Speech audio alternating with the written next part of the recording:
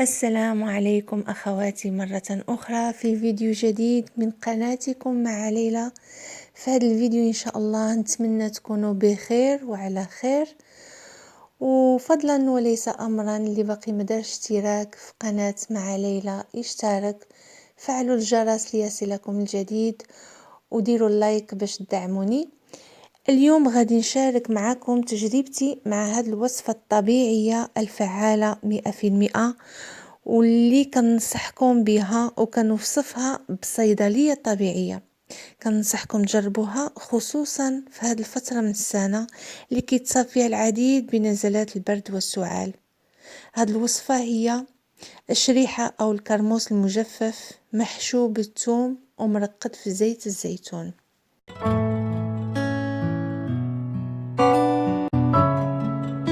المكونات عندنا جد بسيطة. أولها الشريحة أو الكرموس المجفف، فوائدها عديدة، منها الأملاح المعدنية والفيتامينات.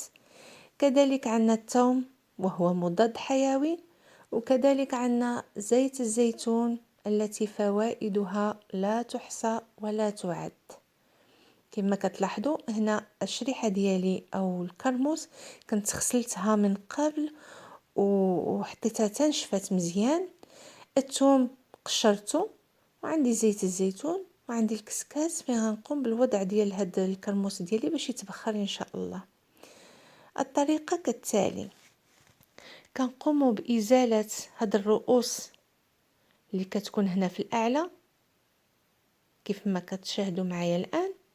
بعدها كنديروا واحد الفتحه، كنفتحوا الشريحه ديالنا بهاد الطريقه هيدا.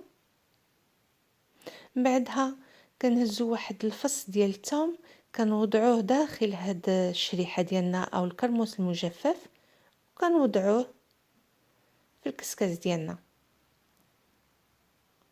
نفس الطريقه. كنحيدوا الراس، كنديروا الفتحه في الشريحه ديالنا. بعدها كنحطوا واحد الفص ديال الثوم وكنوضعوه في الاناء اللي غادي نديروه يتبخر، وهكذا نفس العمليه الباقي الشريحه ديالنا حتى نساليو الكميه اللي عندنا.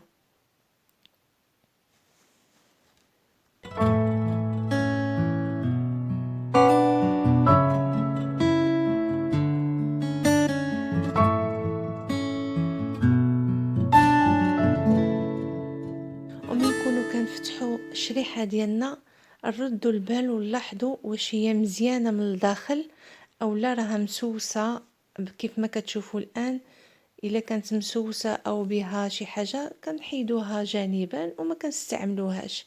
يعني ضروري نردوا البال للشريحه ديالنا من الداخل واش صالحه او لا.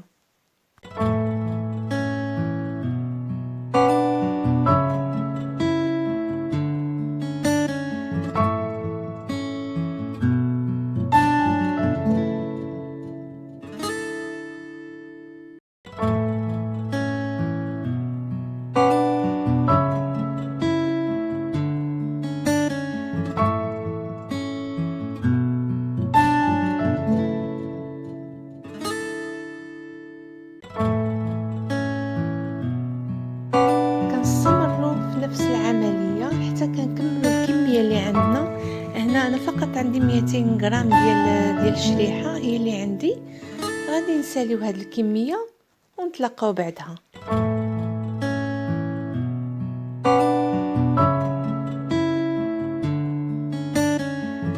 الان هالكرموس المجفف ديالنا حنا ساليناه وضعنا في وسط منه الثوم. الان بقى عندنا عين نديروه على نار هادئه باش يتبخر لمده 7 دقائق الماكسيموم، باش هاد الشريحه ديالنا والكرموس المجفف ما يفقدش المكونات ديالو والفوائد ديالو لا هو لا الثوم. بعد ما تبخرنا الكرموس وخليناه يقطر واحد المده حتى يبرد، غادي نقوم بالوضع ديالو في واحد القنينه من زجاج. كيف ما كتلاحظوا هذه كانت عندي قنينه فيها الشوكولات، ودابا ما فيها باس الا استعملناها مره اخرى فهاد الوصفة هادي غادي نقومو بوضع هاد الكرموس أو الشريحة داخل هاد القنينة ديال الزجاج كيف ما كتشاهدوا معايا الآن.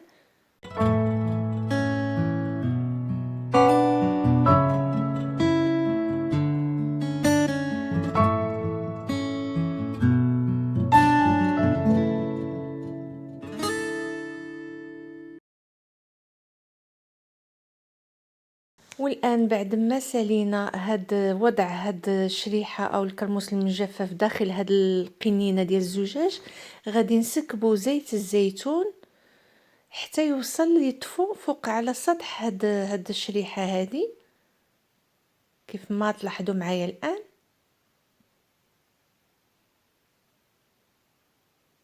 يعني طريقة سهلة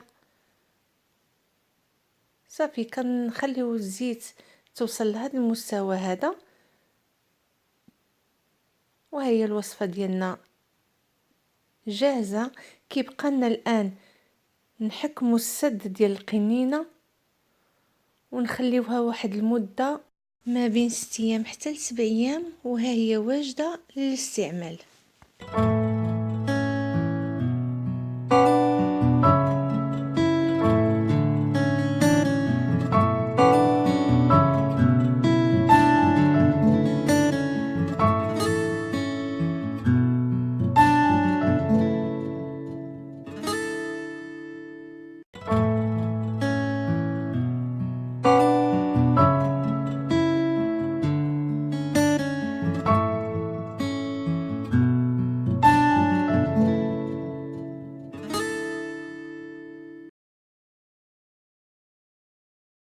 وبتجربتي الشخصية كانت النتائج فعالة، نتمنى تجربوها وما غاديش تندموا، ونتمنى يكون هذا الفيديو خفيف على قلبكم.